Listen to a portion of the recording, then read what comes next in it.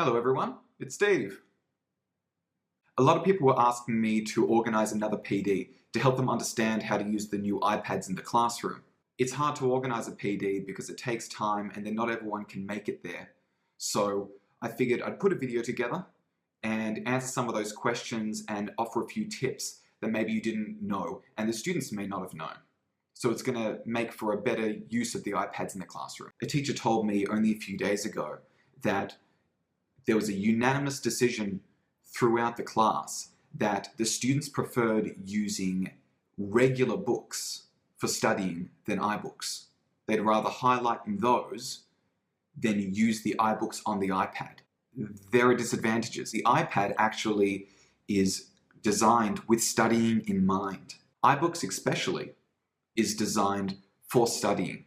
It has advantages that a regular book simply can't provide, and it offers a productivity that you really can't get from any other experience. So this video is going to be about the advantages of iBooks, both purchased iBooks and also PDFs. All right, so let's get started. iBooks.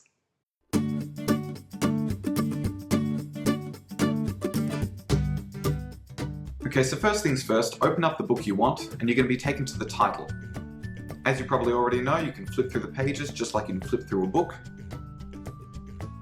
At the top of the right-hand corner, you're going to be able to see a small and a large A. Here you can make adjustments. First thing we're going to do is we're going to change it from that harsh white into a sepia or night mode. I really recommend this because this is much easier on the eyes. The sepia makes it seem like it's paper, makes it seem a little more genuine. And the night mode is not only handy for when you're reading in complete darkness, but it's also a lot easier on the eyes. And there also are some beliefs that night mode can assist with dyslexia. So there's that. We're going to keep it in sepia mode. Tapping the small A will make the font smaller, whereas tapping the large A will make the font larger. Pretty straightforward. Up the top is the brightness bar. It's not changing anything right now because this is actually my iPad projected onto my Mac, so it's not looking like it's different. But on my iPad it is changing. In case you prefer a different font, you can change it to that right here. I'm going to leave it there. I don't mind it. And down the bottom is a new feature called Scrolling View. With this view, it eliminates pages and it makes it one continuous page that you just scroll down. I don't like it. I feel like it's like a toilet paper roll just unraveling. But, you know, that's me.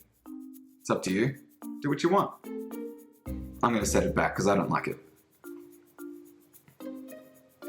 Now we're going to go back to the front page and we're going to work on what I believe is the most important part of iBooks, and that's taking notes. So what we're going to do is we're going to highlight some of this sentence.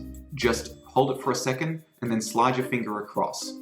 Just not too fast that you turn the page. Now let's highlight a different sentence.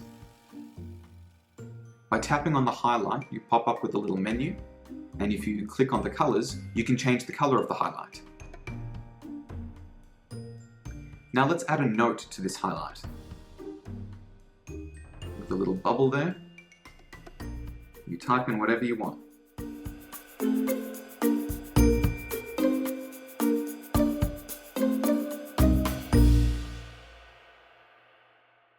Okay, now if you tap away, there, it's popped up right next to the highlight. If you tap on that little box, the note comes right back up. Now let's try something else. What if you highlighted something ages away somewhere random in the book? And then what if you lost your page? In a regular book, that would be a problem because you'd have to skip through the entire book, flipping through pages, trying to find a way to get back to it. But iBooks has considered that. If you go to the top left-hand corner, right next to Library, there's a little icon. Hit that. Here it's going to take you to 3 tabs. You've got your contents. That's going to be really handy by itself. Next to it, you've got your bookmarks. We haven't put any bookmarks in yet, but we can do that later. I might do it just after this. And we also have notes. All the highlights are here in the one place, and not only do we see what we've highlighted, but we see segments of the sentence that it's highlighted from, so we can actually get some context. Also, they're listed in not the order that we highlighted them, but the order that they came in the book. So hit resume and it'll take you back where you were. Now let's scroll somewhere else. At the top right hand corner, the very last icon is the bookmark. Hit that, go to another page, hit it again, jump back to the menu, take a look at bookmarks. There they are. By tapping on it, it takes you straight to that bookmark. The same thing will happen if you tap on a note. It'll take you right there.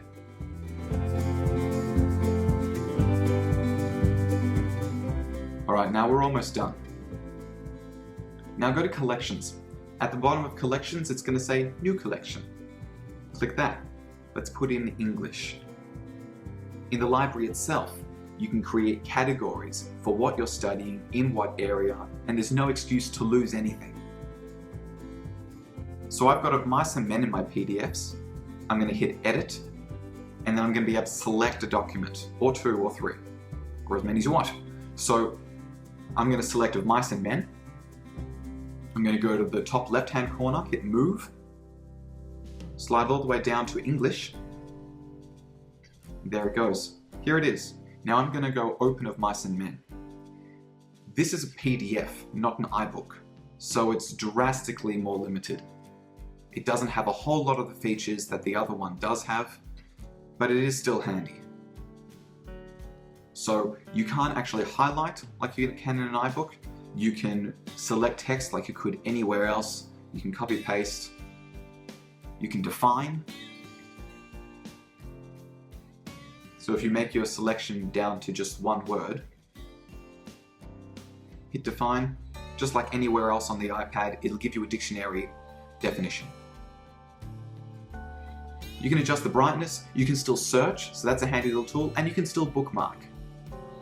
But the little button up the top left-hand corner that in an iBook would give you contents and bookmarks and notes, now simply grids the pages, so you can scroll through faster and also maybe find your page quicker. So when it comes to a PDF, it's really just for reading. PDFs aren't really that great. They're really no different to having a book in your hand or simply an A4 sheet that might be an assignment paper.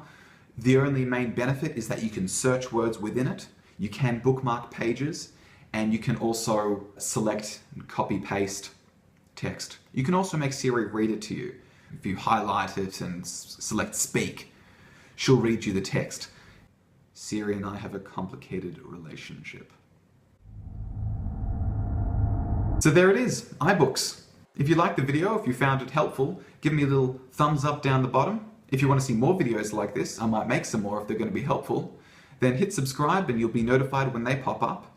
And if you have any questions, leave me a comment and I'll do my very best to get back with the best answer I can. Alright, see ya!